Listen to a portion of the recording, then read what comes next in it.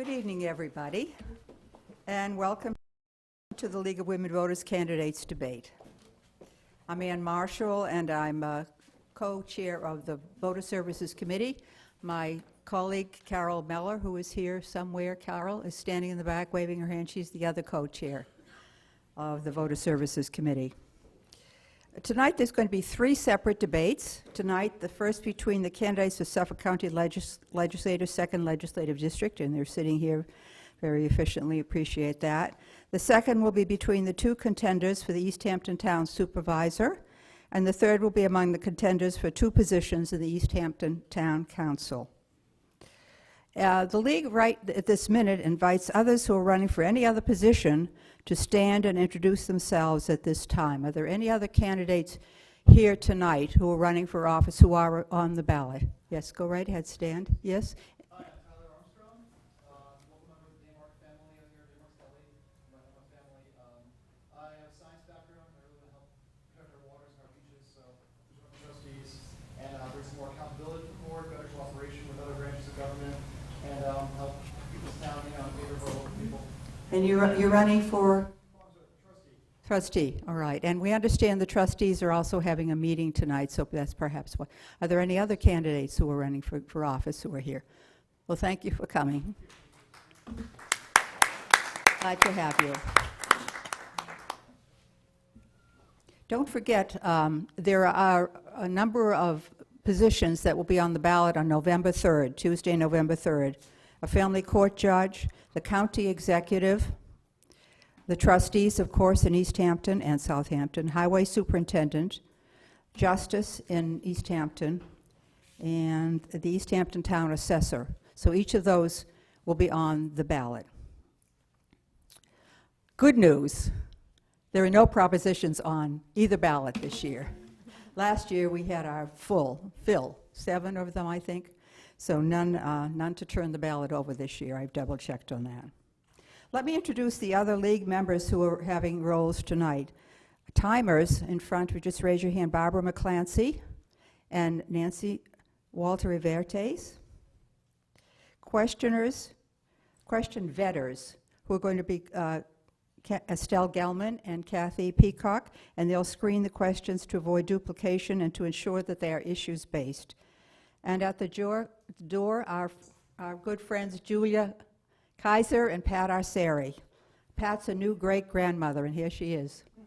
Here she is. Twin boys. Panel members asking questions tonight. Gloria Ann Burke of the League. She is co-president of our League of Women Voters of the Hamptons, and David Rattray, editor of the East Hampton Star. I appreciate both of you being here tonight. Just a quick word about the League. The League of Women Voters is a trusted, nonpartisan, political, national organization. While we never endorse any candidates or parties, we are directly involved in the many issues important to keeping our community strong. We are respected for the work we do sponsoring candidates' debates and for preparing and distributing educational materials on voting issues. We make every effort to educate you, the voter, to stimulate voter interest, and to encourage voter participation. Also, please consult the website vote411.org for information about the candidates on the November 3rd ballot and read their answers to questions posed by the League. All the candidates, including trustees, will be invited to respond to these questions, and you can find out a lot about them and about where you vote, vote411.org.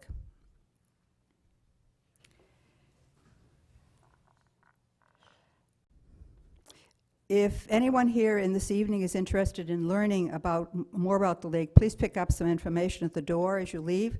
Also, we have absentee ballot applications available. This evening's debate will be taped for repeated broadcast on WLTV, and in each of the three debates, the format is going to be the same. So this will be the format for each of the three debates. Each candidate will have a 2-minute opening statement. Each candidate will be given 2 minutes to respond to every question, and each candidate will have a 2-minute closing statement. Using a red card, each candidate will be allowed 3 opportunities during the debate to speak out of turn as a rebuttal to a response from the other candidate. If time permits, the candidates may ask one question of one of their opponents. The candidates tonight for Suffolk County are Bridget Fleming and Amos Goodman, and we toss the coin, and Mr. Goodman will give his opening statement first. Begin that.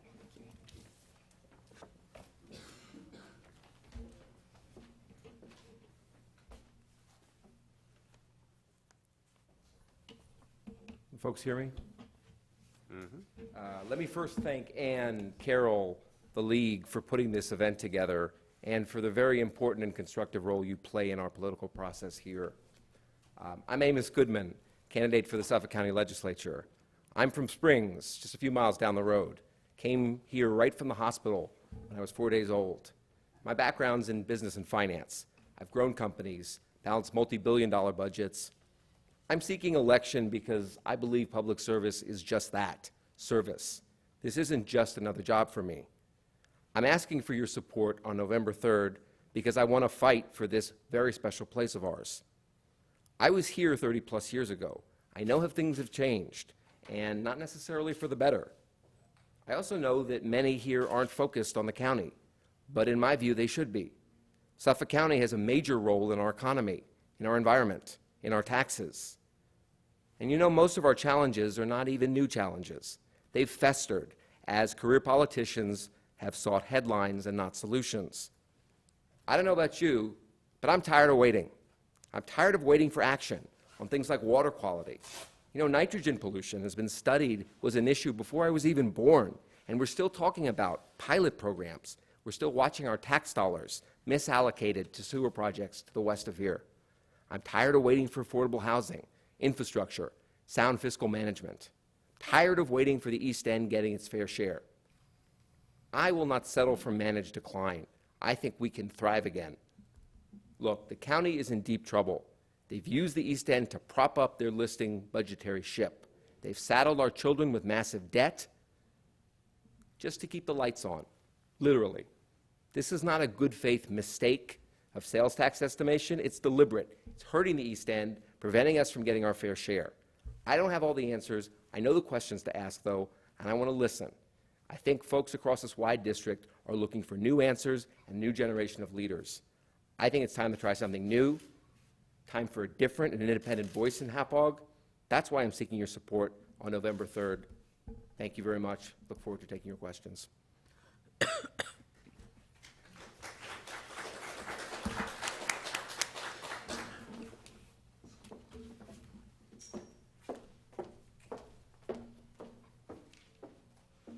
Good evening. Thank you, Ann and the League of Women Voters. Thank you, David and the East Hampton Star for providing this important forum. I'm Councilwoman Bridget Fleming. I've served on the Southampton Town Board for 5 years. My husband, Bob, who is a carpenter, and I moved to Noyak about 15 years ago, and we're still there with our son, Jay, who is in the Pearson Middle School. Before I moved east, I was an assistant district attorney in the Manhattan DA's office. I was a regular crime, street crime assistant in the sex crimes unit, and then I served as the chief of a unit that prosecuted fraud in public programs. The economy of the East End of Long Island is still not providing enough middle-income jobs to keep pace with the cost of living. And yet, our sales tax is what primarily funds county government. We on the East End have seen a slight uptick, while Western Suffolk has not. So we have been providing a great deal of the revenue to the county, and we need a very strong, experienced advocate who can get some of that back and get our fair share. And we need a strong partnership in the county because we have serious issues that have to be addressed here, whether it's the protection and defense of our natural resources, which are the very engine that drive our economy, and particularly our water quality, whether it's quality of life issues, including traffic calming measures, affordable housing, and the things that we need to keep our marine industries alive, or whether it's economic revitalization that's going to bring more jobs, keep our young people here on the East End, and at the same time provide the kind of sales tax revenues that will allow the deficit to be reduced. We need a government in Hauppauge, up in the county, that includes a representative who's going to look out for our interests. In the town of Southampton, in the 5 years I've been there, we erased the deficit, and I can bring that experience to Hauppauge as well. Thank you so much.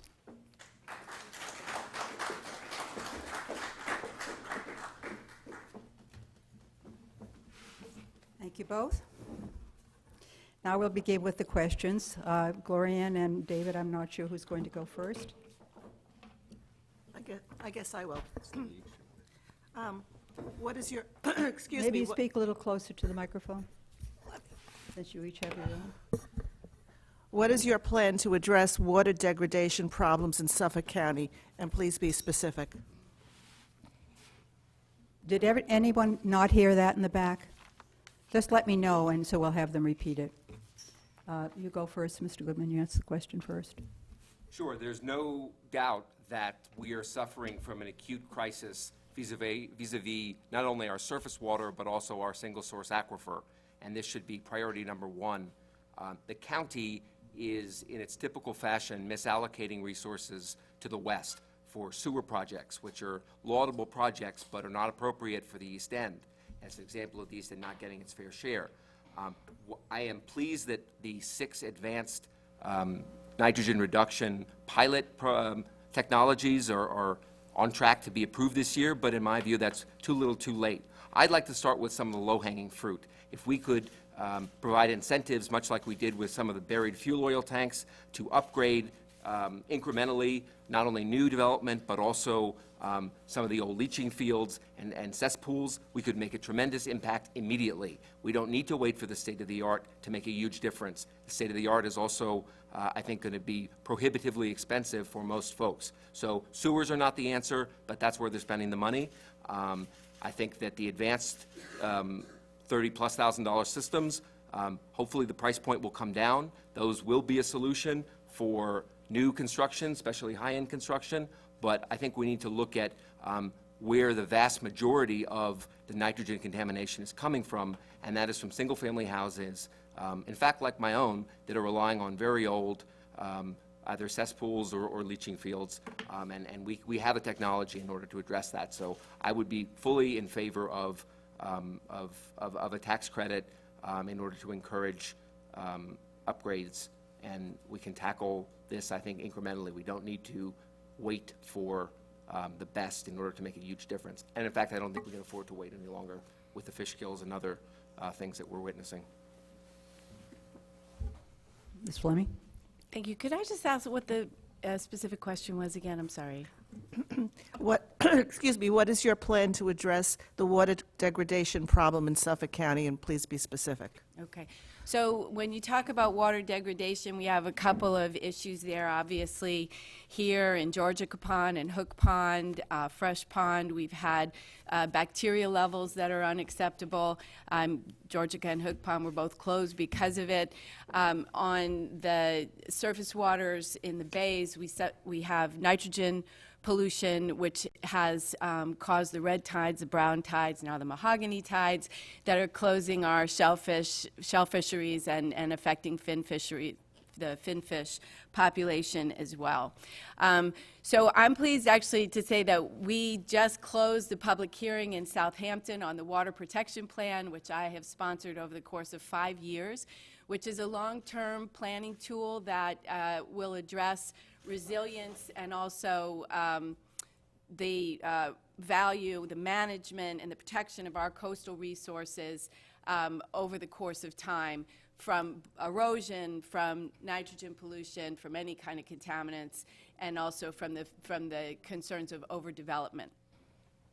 So we at the town of Southampton have focused specifically on how to address these new advanced technologies to remove nitrogen and other contaminants. It's true that 70% of Suffolk County is unsewered, and so sewers are by and large not the solution to the problems of the East End. On the other hand, the county is spending money, $380 million on sewers up west. So what we've got to do is focus the county on developing, investing in, and quickly approving nitrogen-reducing systems that are appropriate both for single-family homes and small cluster systems, get those up and underway. We're contributing to this new clean water incubator up at Stony Brook. Our supervisor and her chief of staff were instrumental in developing it. But before those things roll out, we can do things like permeable reactive barriers and other solutions right away. But we need someone from the East End to be sure that the county is focused on that and focused on our specific needs. The 2 minutes are up. And a rebuttal? Sure. You'll use your first of 3. So I think it's very interesting.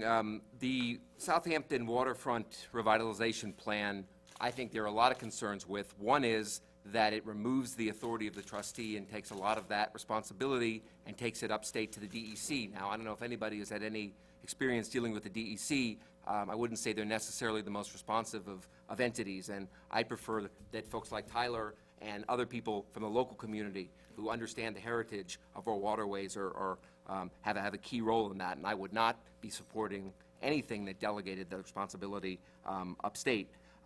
It's interesting. Councilwoman Fleming has voted for budget after budget that has not tackled the nitrogen problem. 2 years ago, allocated nothing for nitrogen mitigation.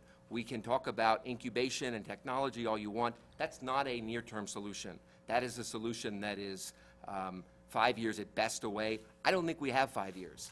And so I think we need to drastically accelerate it. I think we can do that using some of the technology we have now. And then over time, of course, we will be looking to spec in the best. All right, thank you.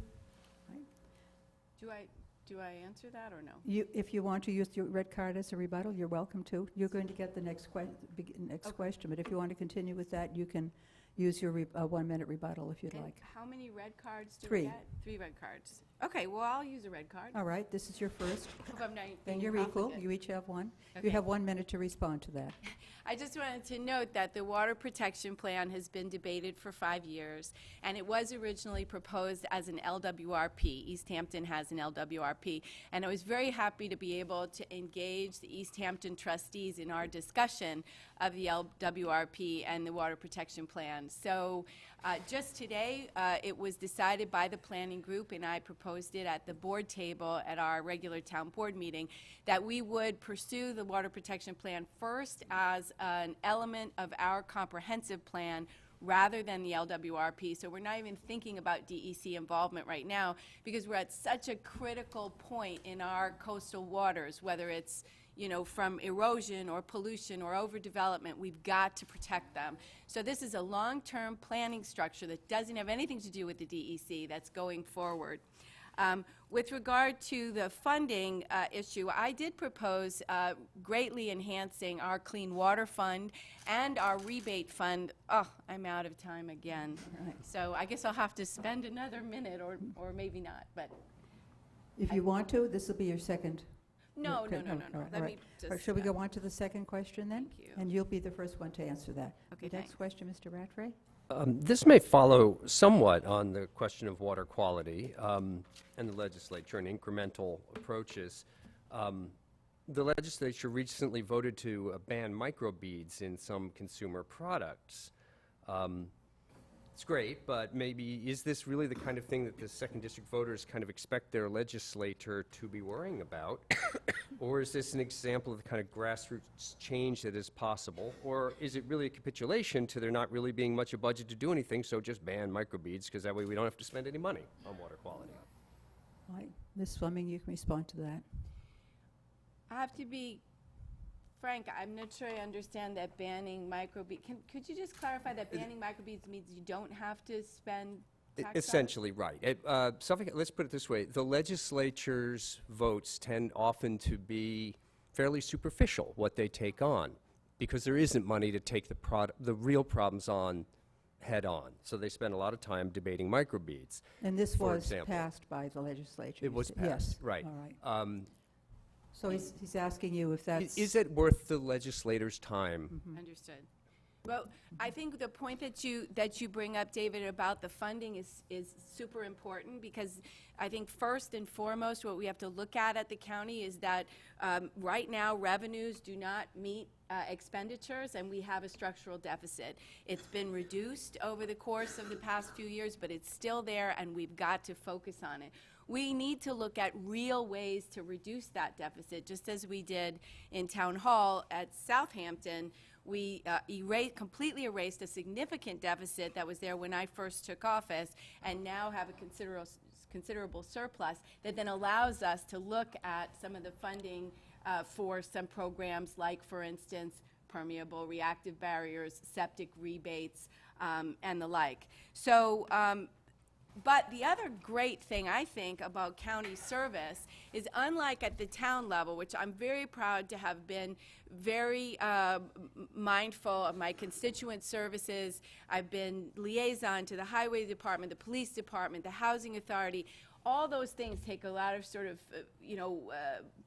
very careful attention without a lot of staff. At the county level, it's a little bit different. At the county level, I think the legislators have more breadth in terms of what they can choose to prioritize, and that's why it's so important to have somebody who really has a focus and a passion and an understanding of East End needs, because those priorities are priorities that are going to have to be very strictly applied because of the limited funding.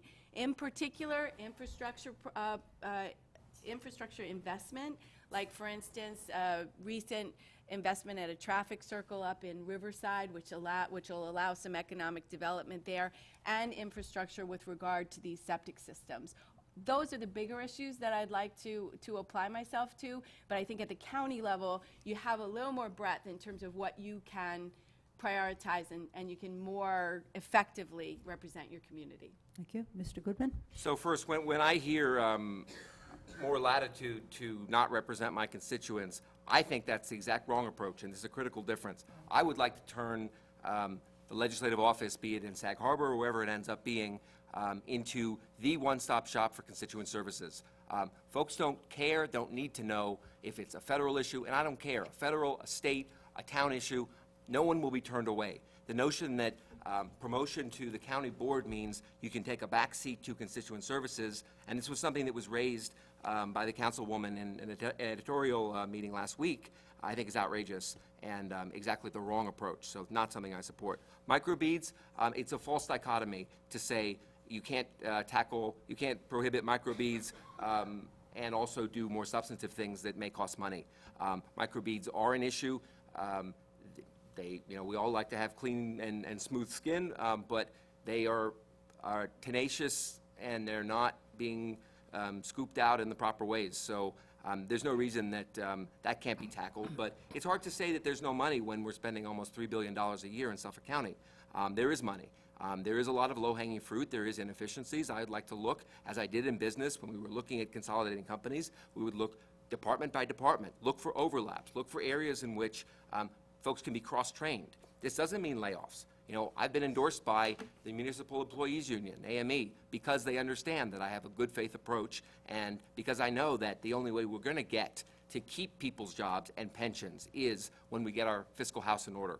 The only way we're going to be able to fund the infrastructure is when we have a better fiscal situation. In my view, though, that's going to take focus on the entire county. It means getting Western Suffolk manufacturing back where it should have been, where it was before it had atrophied. We're all in this together. The better Western Suffolk does economically, the less burden is shifted east, rather. So that would be a focus, too. All right, thank you. Ms. Burke, you'll ask the next question, and this will go to Mr. Goodman first. I'm going to combine several questions, one of them from the audience, and it's really follow-up to what we've already been discussing, which is streamlining county government, or how do we get rid of the deficit? Do we raise taxes? I've read that the county has reduced staff tremendously, so that doesn't seem to be the only way to break this deficit. So again, be specific in how you would handle moving us to a fiscal black. Sure. So there's sort of two pieces to that. One is the year-over-year structural deficit, and then there's the longer-term unfunded liabilities, which are even more frightening. But both are critical. First, the county has actually not meaningfully reduced staffing. They've cut about 1,000 positions in the Malone administration.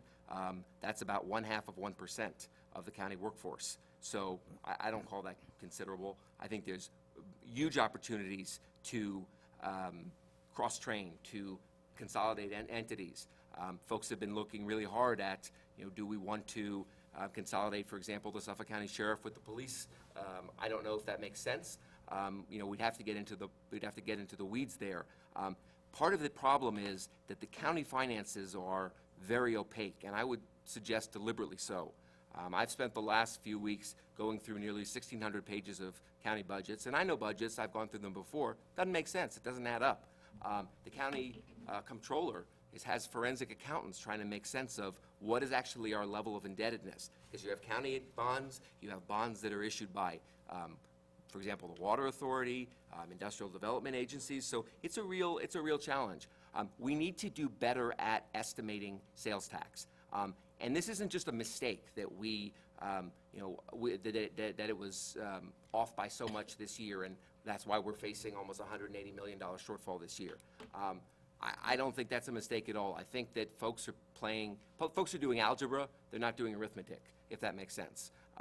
They are solving so they can say I'm presenting a balanced budget, and they're plugging in numbers. I want to strip out the sales tax estimation from the politicians, from those that are beholden to politicians, and make that truly independent, and that would be the first step. Second step would be getting a handle on actually what we owe, when we owe it. There's probably areas in which we can consolidate bonds and refinance at low interest rates, and then we have to look at delivery of services. I don't think privatization is the answer, but I think we can cut the workforce through attrition and probably get a higher level of service. Thank you, Ms. Fleming. So the majority of revenue in the county comes from sales tax, and the sales tax continue to lag because of the economic downturn. And so we continue to have a circumstance where revenues are not meeting expenditures, and we have a deficit going forward. There's no avoiding the reality of that. It's true. And we can get out of it just as we did in Southampton, but it's going to take partnerships, it's going to take good planning, and it's going to take some very tough decisions. The idea of the numbers of workers who are no longer at county government, I think my opponent here is mistaken. In fact, it's a workforce of about 10,000. So 1,000 workers represent 10% of the workforce, and that's something to be taken extremely seriously. Was not easy to do, and we need to keep an eye on just how serious those cuts are. We need smart financial management practices. We need to initiate long-term financial plans so that we begin to anticipate expenditures down the road, and we can thereby avoid borrowing and the reliance on one-shots. But some of the things that the county has done have been very effective. The combining, the merging of the comptroller's office and the treasurer's office, very smart, and should result in some significant savings. We do need to look at ways that we can render services at a lesser cost. And so, for instance, the partnership with Hudson River Healthcare for the running of the county healthcare centers does make sense. However, we need to take a very hard look at it, especially out here in East Hampton, because we cannot afford to sacrifice quality or accountability when we go in that direction. Very serious issues with regard to healthcare providing out here, especially if Southampton Hospital moves a little bit further west. So we got to take hard looks at that, but it's a very good model for how we can. And the last thing is we absolutely must revitalize the economy, because we've got to bring the sales tax up. All right, I see you want your second. Sure. rebuttal. This is a question of how you count numbers, and the figure of 0.5% is actually accurate because we're not necessarily talking. The 1,000 were not all full-time employees, and the total county workforce we're talking in terms of numbers, not in terms of full-time numbers. So I stand behind those figures, and those are accurate. The bigger issue, though, is if you think that's sufficient, I don't. I don't think it's across the board. But, you know, the councilwoman raises a very interesting point, and that's the record in Southampton. Now, it's true, Southampton has turned around its services, and its bond rating is good, and it has a surplus. I think this is an example of a career politician who is taking credit and shirking responsibility. She's lucky that she had others on the board who were fiscally prudent, because she wasn't. And she raised taxes, she raised spending by 11 to 12%, depending on how you count it. That's how they got that back. And in fact, if they had put forward all her proposals, the number would be significantly higher. That's not what we need. We're paying almost the highest sales tax in the country. So let's look at better allocation of what we have, All right, thank not you. spending more. Thank you. All right. This next question will go to Ms. Fleming. For Mr. Rattray. Both of you have mentioned economic development slightly differently. There's jobs and on the one hand, and building up the manufacturing to the west. Are we talking about taxes? Are we talking about matters beyond the legislature's control? And in particular for East Hampton, really, what are the prospects? What are the levers that the county legislature can pull to create some stronger year-round, maybe even white-collar jobs? Well, so a couple of things that have happened and are moving in the right direction in Southampton did rely and are relying on a healthy partnership with the county. One in particular is the Gabreski Airport Industrial Development, which is very interesting here because you have Wainscott and you have the airport there, and I'm glad to have my friends from the Southampton Town Board here listening, and we've had conversations, not Southampton, East Hampton Town Board and East Hampton Supervisor Larry, hi, talking about the possibility of some sort of development there, as has happened at Gabreski. They're just starting to move folks into Gabreski. It was originally envisioned as a technology park. We've got HVAC and electrical contractors in there. Good opportunities for jobs, and Kathleen Tate of Tate's is moving in now as well in terms of a production facility and warehouse there. So that's starting. It never could have happened without the Suffolk County IDA and a partnership between private developers and Suffolk County. In Riverside, we have Riverside Revitalized, which is just the beginning of what the master developer is proposing to us as an overlay district that will allow mixed use and bring private investment into what is right now a pretty difficult neighborhood with high crime and a lot of vacancies.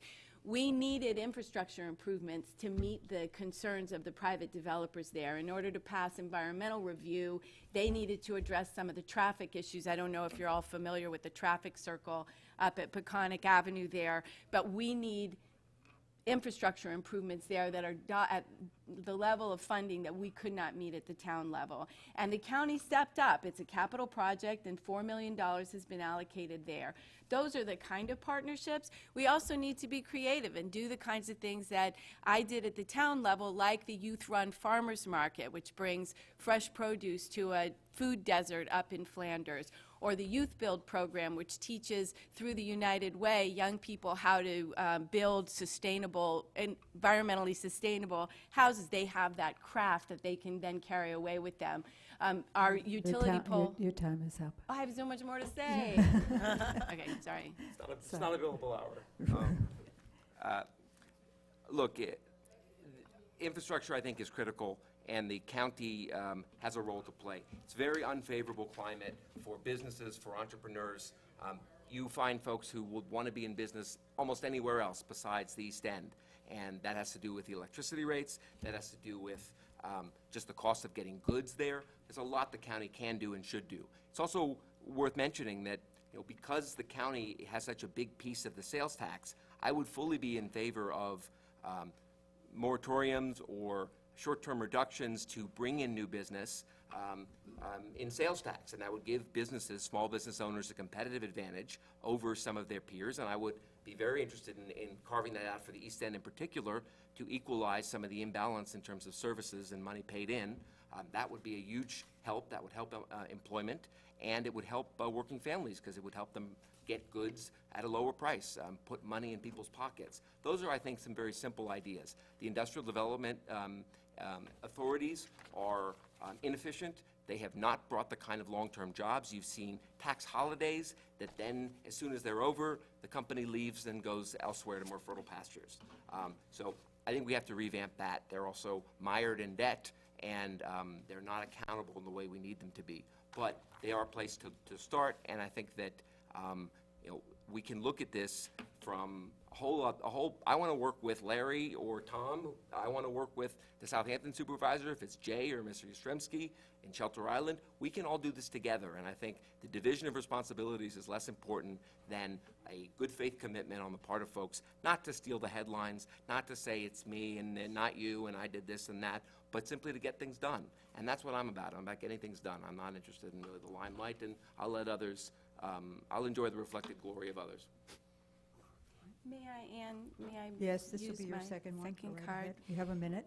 So I understand that my opponent says that he doesn't have the answers, and at the same, and I think we need to really look at that in terms of this deficit. We need to be very realistic about how difficult this situation is. At a recent interview, Mr. Goodman said that the county should not sell the Foley nursing home. He said they should not cut $10 million from the public transportation budget. He says that privatization is a mistake. He says that affordable housing should receive subsidies. Now he's saying there should be a moratorium on sales tax. You know, all these things sound good. They sound really good, and we want to be able to help our communities in these ways, but we have to be realistic. Our revenues don't meet our expenditures. We can't keep cutting revenues and keep expending more monies without continuing to build the deficit. It's going to take very hard decisions, and it's going to take hard decisions from folks who understand just how the human impacts of these decisions are going to fall. I think I'll use my card on. All right, this will be Seems your appropriate. third. So I didn't say I have no answers. I am simply saying that the situation is occluded, and it would be irresponsible to suggest that from an outside perspective, without having done that departmental review, that we can identify low-hanging fruit. It is there, though. My issue with the transportation cuts, $10 million of it, $4 million of which was for disability transportation, was not that there isn't room for efficiencies and that we should just be spending more money. It's ironic that that's the message we're getting from the opponent. It's simply that an across-the-board cut makes no sense. The S92 is a very profitable bus line. We should be investing in that. We should not be cutting that. There are other bus lines that are not, and those should be cut. The Foley facility is an absolute disgrace. I went down to the legislature to speak because the intent of the county executive was simply to put forward a one-shot revenue deal for a bad deal to plug the budget hole in 2016 that was subsequently rejected. It laid off 300 workers, cost a lot of money. I'm not suggesting we spend. There is I'm nobody sorry, who's more fiscally conservative on this stage, and Time that's is a up. Right. little. Now, we have close to 7:40. I know you're going to have to go, so I would think we would have, is there one or two more questions? We have to have the closing statements too. Would you, Gloria, do you have a question? And this yeah. would go to Mr. Goodman first. Yes, I We'll actually see whether it's one or two more questions, all right? I have a question from the audience, and it has nothing to do with money. I didn't bring my wallet. Do you support the aerial spraying of methoprene in our salt marshes by Suffolk County Vector Control? If not, what would you do instead? Absolutely not. I do not support this. We've gotten the front row on this issue at the Spring CAC, which I'm a member of, and people in the audience know this. I think the way in which they are indiscriminately spraying is outrageous. They're not accountable. They're not transparent. And there's really a tenuous, at best, link between the salt marshes and whatever disease vectors they're ostensibly spraying for. I've been on Accabonac Harbor, been out in a kayak and seen these sort of apocalypse now helicopters. They say we're going to spray on Tuesday. In fact, they'll come Wednesday. When you talk to folks, even officials in the town, they don't get the kinds of communication. And residents will tell you anecdotally about hearing about sore throats and other things like that. These are serious chemicals. I do not support that. I would rein it in. I would defund it if necessary. I don't think it has a role to play. It is simply another example of a misconstrued one-size-fits-all approach from an unaccountable county. What may be acceptable and appropriate for Babylon is not what's appropriate for East Hampton, for Southampton. And as somebody who spent my childhood kayaking in the marshes in Accabonac Harbor, the effect that this has had on the ecosystem worries me a lot. So if I would like to seriously improve the coordination and collaboration, but until we get that, I would support a complete cessation of the spraying on the east end. All right, thank you. Ms. Fleming? So one of the biggest problems with vector control is that it's housed at the Department of Public Works. And we have to recognize and reprioritize what the issues are there, because this is a public health issue.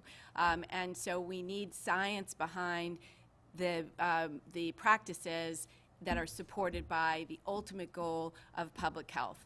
Methoprene is being used far too much than it should for problems that are not necessarily present, or certainly not present at the kind of levels when it was first introduced. It appears that at this point DPW is acting more by rote than in response to actual needs of the community. So it's another reason why we really need somebody who has the unique concerns of our East End in mind, who's representing us up there, because we need to reprioritize vector control, we need to move it out of DPW, and we need to start focusing on tick-borne illnesses.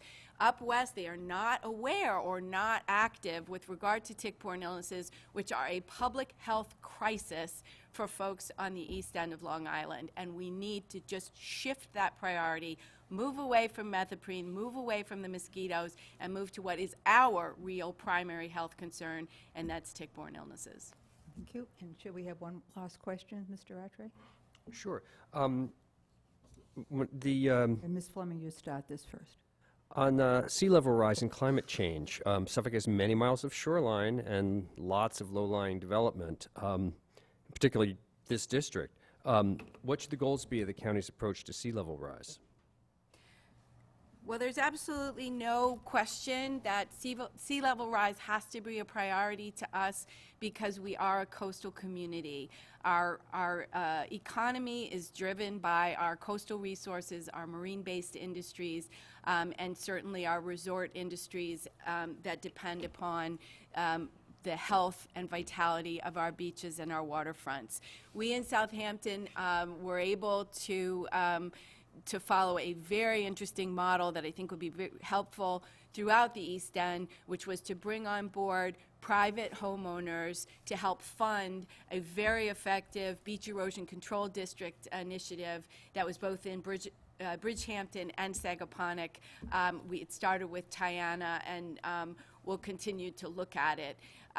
The one thing that we have learned is that for the most part, hardened structures are not appropriate. They're certainly not appropriate for a long-term solution because of the downdrift problems that they create. And so we need to take a very serious look at that, and I think we've learned a lot of good lessons. It's one of the things that we've looked at in the water protection program because you really need to have a very clear long-term plan that includes the entire coastline, because you have to recognize that everything you do at one level, there's real pressure to want to protect your own property, but you have to realize that if you protect it with hardened structures or even some other, bless you, solutions, you're going to have an effect all the way down. So I'm looking forward to the Fire Island to Montauk Point project being finally pulled across the finish line. It is now funded. We have one thing to thank Superstorm Sandy for, but in the meantime, I think we need to recognize what the effects of every action we take are on every other part of the coastline. Mr. Goodman? No question that sea level rising and the broader panoply of climate change is a special threat to the East End. We are the tip of the spear, literally and figuratively. So we do need to look at coastal resiliency, because the frequency of massive storms is going to increase in the coming years. We have to be prepared for that and be able to have the hardened structures. Now, I do not agree and I'm not so sanguine that FIMP, which has been a concept since the 60s, is suddenly coming down the pike. I worry very deeply about the Army Corps project in Montauk, because my concern is it's going to take the pressure off in the short term. It's going to end up becoming a very expensive, hard revetment that is going to put East Hampton and the county taxpayers on the hook for quite a lot of maintenance in the coming years, and I'm concerned that what is ostensibly a temporary solution will actually be the de facto one, and may well be worse than nothing at all. So there's always a clamor to do something, but doing nothing is sometimes better than doing the wrong thing. We need to upgrade our infrastructure, and that means raising roads, other things like that. We need to be in partnership with the federal government, for example, on the flood insurance, so that we have the right, so that people can get mortgages and buy property and sustain the property values out here. They're so important, and that we're not in an uninsurable and therefore unfinanceable housing market. So this is going to be challenged. It's going to challenge everyone. It's going to challenge the East End especially, and it's going to take some real tough challenges, real tough choices rather. But if the county is so mired in debt and wasting so much money and can't come to terms with it, who really thinks though that there's going to be money left for the kinds of infrastructure upgrades that we do need to tackle sea level rising, to tackle the salinization of the water table, to tackle any of the host of issues that we've talked about right now? It all starts with having the money to do something with, and I think that needs to be priority one. Thank you both. And now this will be the closing statements, and Ms. Fleming, you'll go first. I didn't use my whole red card. Can I just note that I was talking about what we call full-time equivalent FTEs, the 1,000 workers out of the $10,000 worker workforce. Sure. Thank you. Yes, I you want just to say used anything it. more? You have a minute. I hate to leave a red card on the table. All right.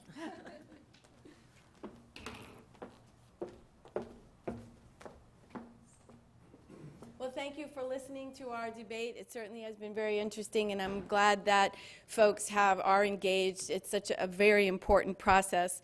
I'm pleased to have a really excellent track record of public service. I spent just about 10 years fighting crime and protecting tax dollars in the district attorney's office. I served on a local civic group while I was a stay-at-home mom, and I've served for more than 5 years now on the town board. And I've been able to accomplish really good things for the community in all these roles, and particularly as a trusted member of local government. I do take exception to Mr. Goodman's point that I said that I turned my back on constituent services. I think anyone who knows me or even listening to me tonight, I would not turn my back on any of my constituents. It's what I have a passion for, and I think it's what I do best. I've established a youth-run farmers market in a food desert. I passed a law that required soil brought to construction sites be certified as non-toxic. I've undertaken important traffic calming measures. I don't know if you know Cromer's. That was something that I fought for. I've supported and promoted a measure that will save our working farms in a way that no other municipality in New York State has done, that will keep our open space, and that will ensure our coastal resilience. I protected jobs by requiring utility companies to clean up their messes, and all of this was done without raising taxes. That means I had to be tenacious, I had to be hardworking, I had to really care, and I had to never lose sight of the things that matter most to my constituents.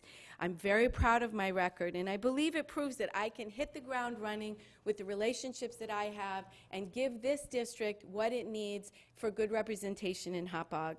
If I'm elected and the voters choose to put me in place up there in the legislature, I'll be honored to serve as your county legislator. Thank you.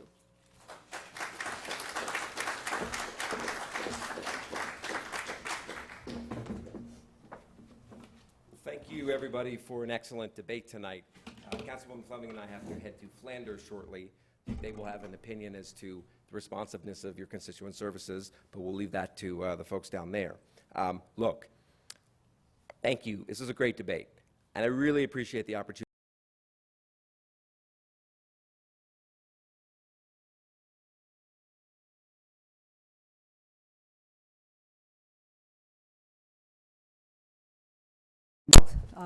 And now they're going to hustle off to Flanders. while we'll ask Mr. Noble, Mr. Cantwell to come up for the next debate. And I understand there, since the beginning of the debate this evening, there is another, or maybe another couple of candidates who have come in who would like to introduce themselves. So would you please stand and introduce yourselves if you're running for office here? Do I hear somebody? Yes, go right, the two of you? Why don't you go right in front, sir? Oh, does she? All right. Go right ahead. Yes, you're going to be part of the debate in just a few minutes. Thank you, Margaret. We'll hear more formally from you. For trustee, Jim Grimes, for trustee. You're right, right, all right. And someone in the back, yes.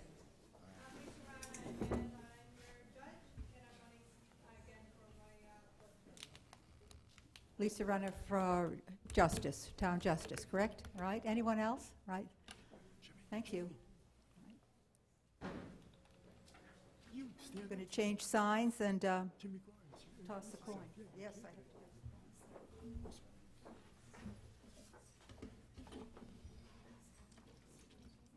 Anyone know what the Cubs score is?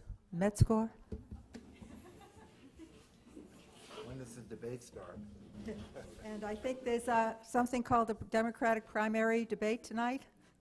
That starts at, so whether into politics or sports. And here we are. And I can't find the coin. I threw it, so I know. I'm looking for my Susan B. Anthony dollar to toss the coin.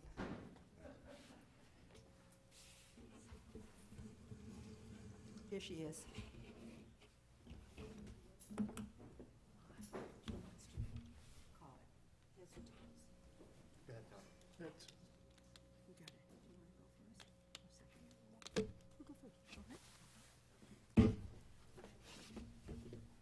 Let me formally introduce the two candidates for East Hampton Town Supervisor. Incumbent, Mr. Larry Cantwell, here on my immediate left, and on my far left, Mr. Tom Noble, who is challenging him. And it is a 2-year post, is it not? 2 years. And in East Hampton, unlike Southampton, East Hampton does not have term limits. Southampton, they have term limits. So Mr. Noble has won the toss, and he will give his 2-minute opening. As I said, the format will be the same as we had for the county legislature. Mr. Noble, you'll go first with your 2-minute statement. Would you like to come to the podium?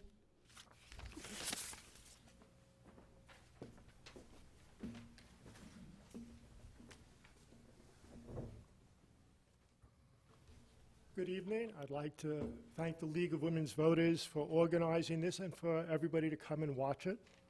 It's an honor to be running for town supervisor. Larry and I have something similar. We each ran and lost for supervisor. We do it like every decade or two. I did it in '97. Larry did it earlier. But it's an honor, as I say. And what I really appreciate about it is that as I'm running for office and meeting people, people are saying, you know, you're telling things that we need to have said. Because I have stressed the fact that many of the local people are being driven out of this town or feel unable to enjoy being in this town. That's important. They don't have housing for their children. They're worried about retaining a house for themselves. They don't have jobs that pay enough, and they are watching the traffic of all the workers come out here in the east in the morning and to the west at night.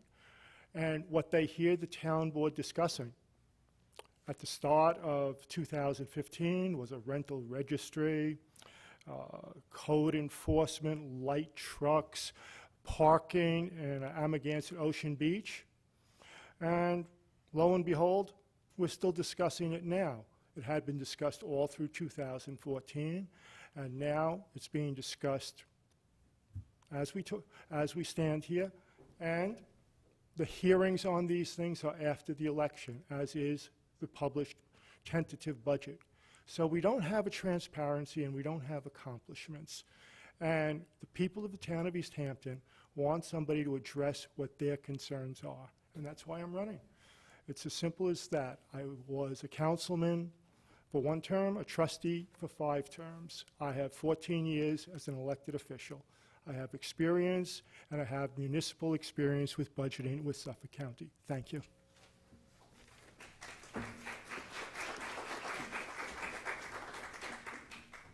Welcome. Thank the league and David and Glorian. I'm Larry Cantwell. I'm running for re-election as town supervisor. Most of you know me. I'm very proud of the current town board that we have. One of the things that we did was restore dignity and respect to town government. We have a town board that works together, and only if we work together as a community can we deal with the challenges that we face. And as a result of the working relationship that we have, we've taken on a number of issues in an important way. We balanced the budget. In 2014, we produced a $1.6 million surplus.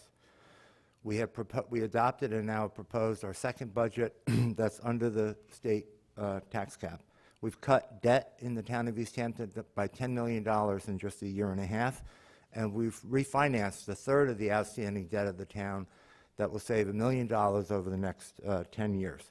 We have completed a townwide comprehensive and wastewater study to protect water quality in our harbors and bays and our groundwater.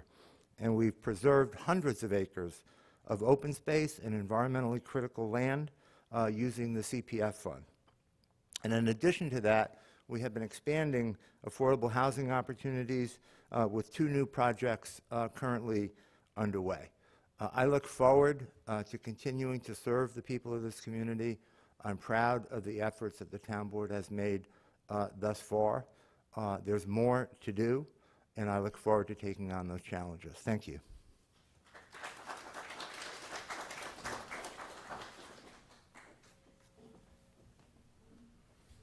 Thank you both. And the first question will go to Mr. Noble, since he won the toss. And let's start with Mr. Rattray this time. This is really following up on something you mentioned in your opening statement, this idea that people here are unable to enjoy living in this town. I think from both of you, I'd like to hear about what that means, whether it's quality of life, whether it's affordable housing, what it means and what Town Hall can do to help us enjoy living in this town. Very broad statement by myself and very broad question from you. But what I specifically meant was that people are working so hard at multiple jobs that they don't get to actually enjoy what other people come out to East Hampton for. That was the specific meaning. Now, how you get people to ease off when there is such a press. It's a very expensive place to live. The median house price is over $1 million and so forth. People are scraping desperately to get by. And in terms of rentals, they have to be able to rent their houses. That's one of the reasons why, for example, the rental registry has not gotten through, because we're trying to address one problem and we would be creating another. So how does the town make it easier for people? You don't get in their way. For example, if people have worked out of their house for years and years, we don't consider legislation that prohibits them from doing it and makes it much harder for them to spend the time, or rather to perform their work. For example, proposed depot for vehicles. Well, wait a minute, if somebody's living in Springs and they have to drive 10 to 15 minutes to get to their vehicle to respond to a call, and then go to the call, and then have to drive back to the depot, and then come back to their house where they originally were, they are not able to perform as they used to. So in other words, the town can't get in the way of people existing, which is what many people feel the town does. We have the recreational aspect of access to the ocean beach, which this town board has prohibited the usage of an $8 million publicly purchased parcel to the general public. And the public desperately needs it, and would also limit the extent of user group conflicts by dispersing the number of people using the beach at a given time and place. So in those 3 ways that I mentioned, the town could make life easier for its inhabitants. Mr. Cantwell? You know, to a large extent, you know, the issue of disparity of incomes is an issue. I think if you pull your microphone a little closer, or else speak a little louder, please. They're having a hard time hearing you in the rear. Is that better? Thank you. Does that work? Are you able No? to hear Yes? him now? Well, We're good? Okay, thanks. I mean, the disparity of incomes is, to a large extent, has become a national issue. The truth is, the upper 1%, is getting ahead, and the middle class has been left behind. And that's an issue that plagues not only the country, but even our community. I see the glass half full, not half empty here in East Hampton. When I go around in the community, when I go to firehouses, when I go to local events throughout the community, what I find is, a community that's a special place, where neighbors help neighbors in need, where firemen and volunteer ambulance personnel get up in the middle of the night to help someone in distress, and where community groups, food pantries, churches, and synagogues help people in need every day. And that's the community that I know. Tom said at a debate that we only have the facade of a local community. That's not what I see. I see a local community that bands together, works hard together, makes this a better place to live. And every day that I go to work and town hall, all I try to do is make this a better place to live and work. thank you. All right. This next question will go to Mr. Cantwell first. It will come from Gloria Ann Burke. Again, building on the quality of life, this is an audience question, I believe. How would you address new industry business to East Hampton that would provide higher-paying, non-seasonal jobs to keep our local youth to stay here? Did you say higher paying seasonal jobs? or No, high- non-seasonal, pardon. Non-seasonal, okay. Well, I don't think we can forget that much of the economy is built on tourism. And I remember the days when we talked about building the shoulder season of our tourism industry, in the days when tourism, started on Memorial Day and ended on Labor Day. And the truth is, there's been a fairly successful effort, and all you had to do was be in town anywhere this past weekend and look at the activity in the village and around East Hampton with respect to the film festival, or go to Montauk and look at the weekend festival down there to see that the tourism season actually is growing. But the future really in East Hampton lies in new technology, and it lies in the undeveloped opportunities at the East Hampton Airport, where the town has talked about but not delivered on the available industrial park parcels that are there. And we need to attract some of the technology that's available in industry to that industrial park. And one of the ways to do that is through the airport.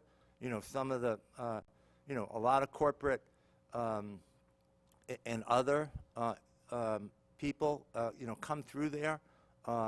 They come here for the quality of life that we have, and there's no reason why we shouldn't be able to attract some of their businesses to East Hampton so they can spend more time here and we can produce some higher paying jobs.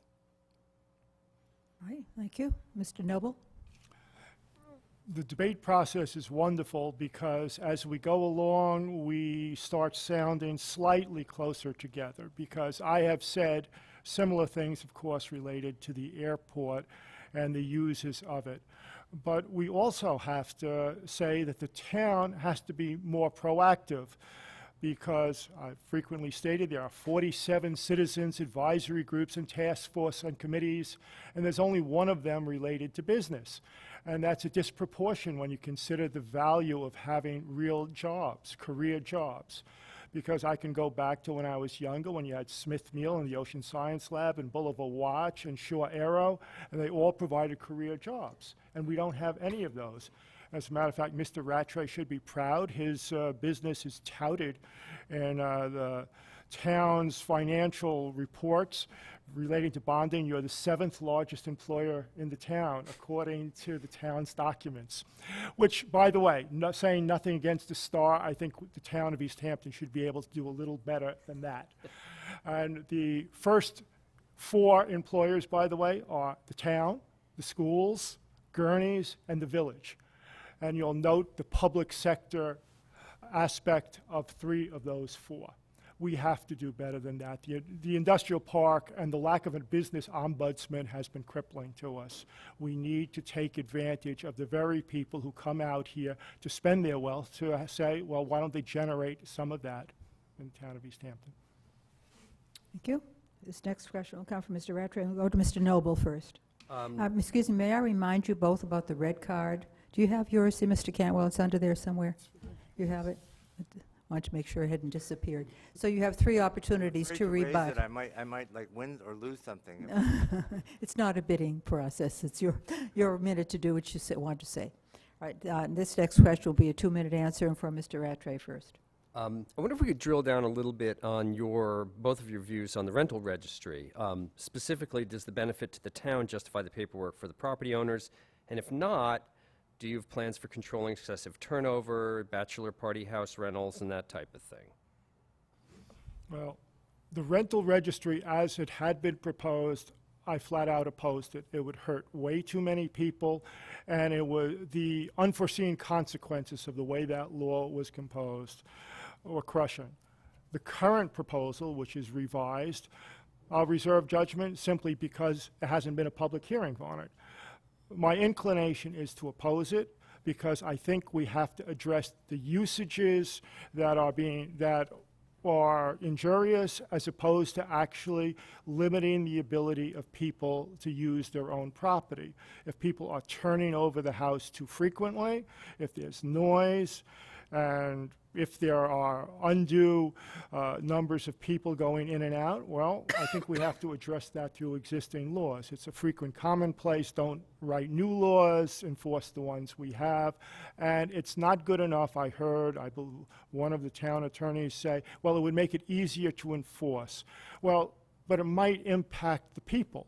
So easier to enforce is not an excuse to write or impose a law, and laws can very well be impositions. So at this point, I oppose the rental registry. I think that other things can be done to limit impacts, and of course the town considered it a revenue enhancer because before it was even passed and the rental registry was passed, for the 2015 budget, the town had tentatively proposed revenue from the rental registry. And in the tentative budget this year, there's no money allocated, but there is still a line for rental registry receipts. And I think that's way premature, especially since we don't have a law. Thank you. Mr. Cantwell. Well, we have a serious problem in this community of overcrowded housing on a seasonal basis and on a year-round basis. It affects different parts of the community sometimes differently. But, you know, if you look at the situation, for example, in Montauk, you know, today, at today's town board meeting, we had an environmentalist stand up and support the concept of a rental registry, and we had a Montauk businessman stand up and support a rental registry because they both understand that part of the problem in Montauk and part of the problems in Springs is the sheer number of people that some of these illegal houses are attracting. And it's having multiple consequences. I mean, it's disrupting residential neighborhoods. It's creating, groundwater and surface water issues. And it's an overcrowding problem that is going to long-term have a very serious negative impact on our community, on our quality of life, and on our economy. So yes, I support rental registry. I think, you know, we had several meetings 9 months ago, East Hampton and in Montauk. We backed off. We revisited it. We refined the law. I think we've made the application process much simpler.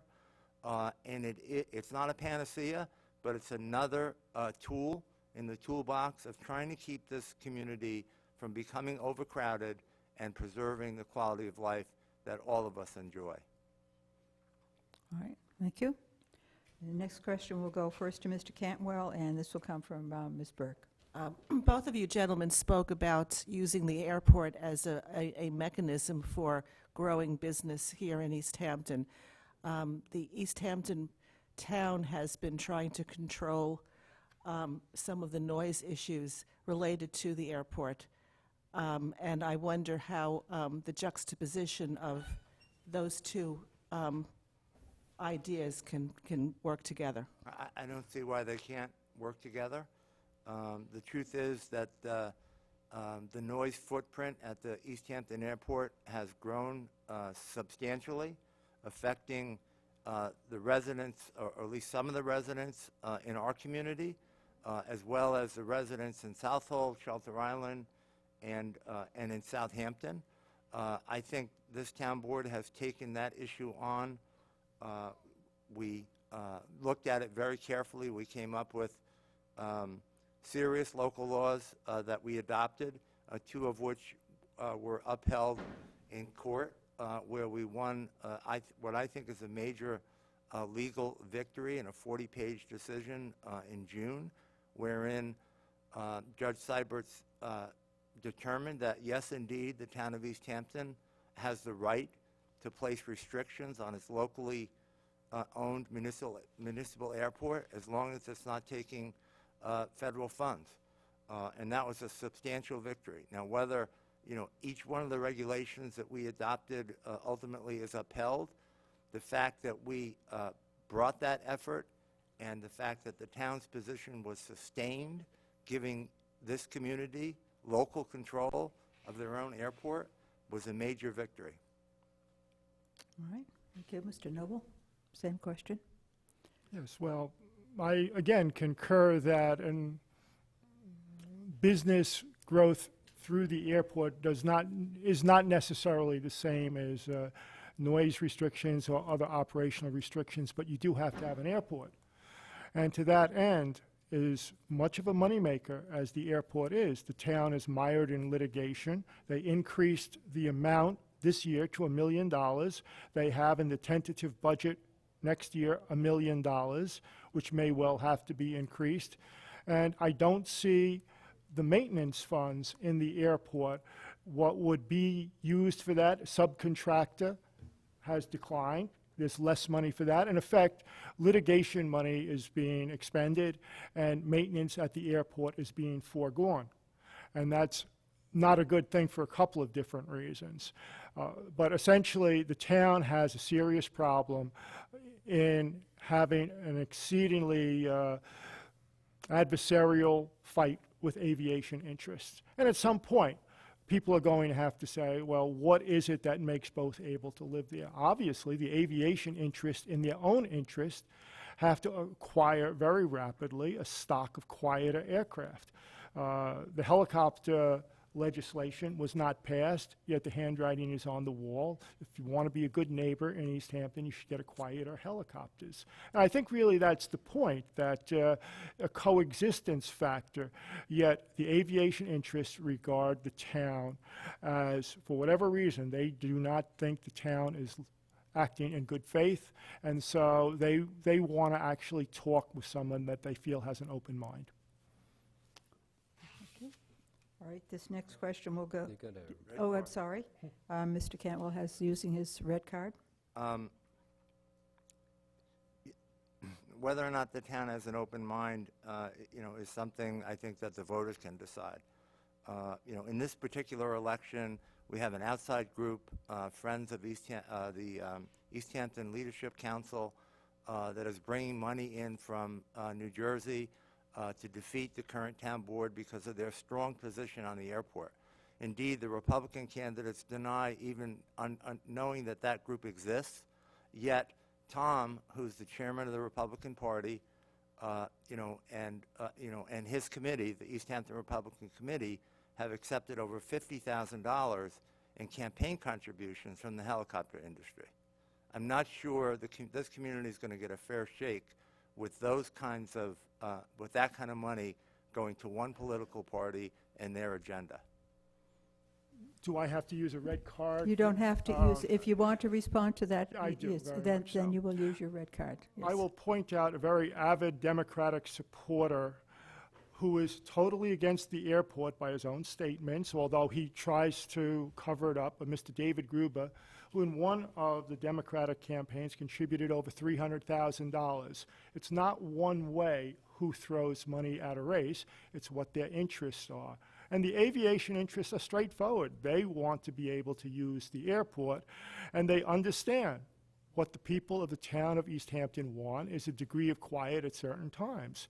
But they also want to ensure that they have this airport to come to for various reasons, and I personally was supportive of the airport as a councilman. I put in the last capital improvements after the Democratic supervisor handed it off to me.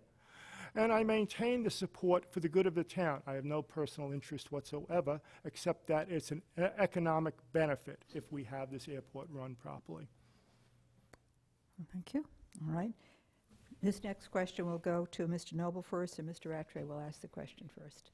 Switching over to the Community Preservation Fund, an idea has been floated to extend the Preservation Fund and use a portion of it perhaps for wastewater treatment and other things. I want to know what your positions are on this and whether there can be adequate safeguards to assure that the money is spent for the right things. Who's on first? Let's go to Mr. Noble first.